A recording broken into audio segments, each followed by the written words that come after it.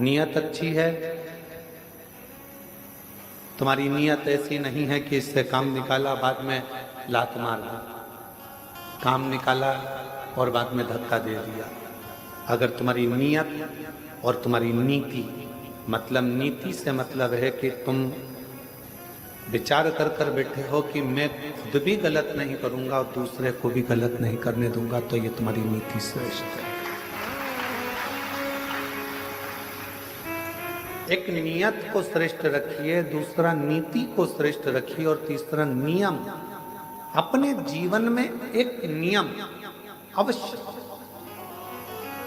मुझे शंकर जी के मंदिर जाना है, एक लोटा जल चढ़ाना है, भगवान शिव के मंदिर जाना है, शिव की आराधना करना है, शिव की अर्चना करना है, शिव की चाकरी करना है, ये तुम्हारा नियम।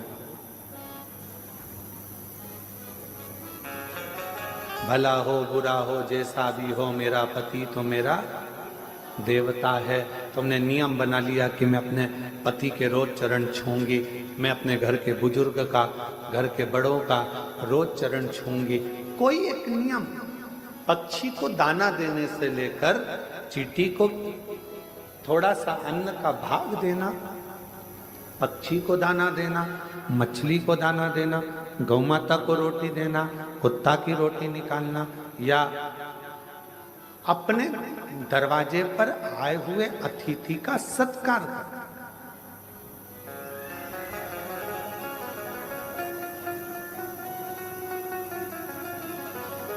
आप लोगों ने एक शब्द सुना होगा, अतिथि देवो भव।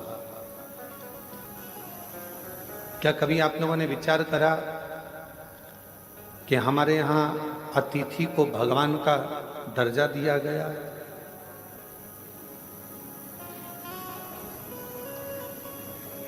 क्यों दिया गया? लिंग पुराण की एक कथा थी, और लिंग पुराण की कथा में कहा गया कि अतिथि देवो भव। एक सुदर्शन नाम के मुनि हुए, ग्रस्त थे।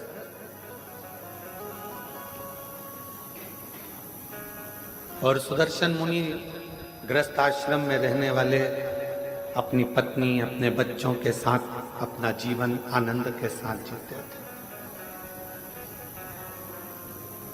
आप जितने बैठे हो, जितने भी यहाँ पर पुरुष बैठे हुए हैं, जितने भी पुरुष टीवी पर कथा सुन रहे हैं, मोबाइल पर सुन रहे हैं, या इस कथा के पंडाल में बैठकर कथा सुन रहे हैं, जितने भी कथा सुन रहे हैं, तुम भी एक मुनि हो, तुम भी कोई साधारण व्यक्ति नहीं हो।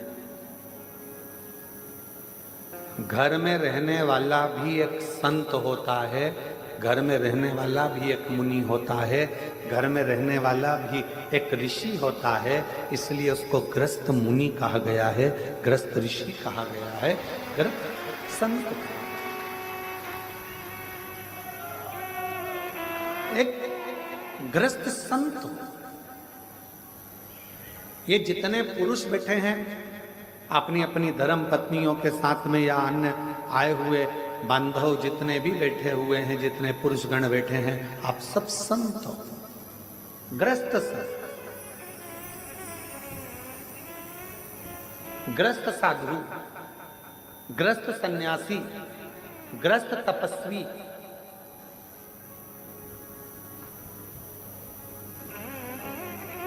बाहर रहने वाला संत जो अपने घर को सब कुछ छोड़ देता है, वो नदी के तट पर, मंदिर में, एकांत में, कहीं वन में जाकर बैठ जाता है।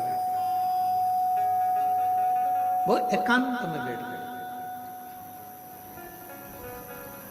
और वहां बैठकर उसने अपना तप, साधना, भजन, कीर्तन, स्मरण वहां किया। पर घर में रहने वाला एक पुरुष अपने बच्चों का भी पालन कर रहा है, पत्नी का भी पालन कर रहा है, माता पिता का भी थोड़ा ध्यान रखकर उनकी भी औषधि, दवाई, गोली सब करवा रहा है, और साथ में कमाने भी जा रहा है, और आते जाते समय मुख से राम नाम, कृष्ण नाम, शिव नाम, श्री शिवाय नमस्तुभ्यम कह रहा है। समझ लो वो संत ही है, साधु। एक सुदर्शन नाम के मुनि ग्रस्त थे। लिंग पुराण की कथा कहती है कि वो ऐसे मुनि थे, अपने बच्चों के लिए कार्य करते थे, परिवार को संभालते थे, पत्नी के लिए भरण पोषण के लिए कुछ थोड़ा बहुत मेहनत करते थे और खाने पीने की व्यवस्था कर कर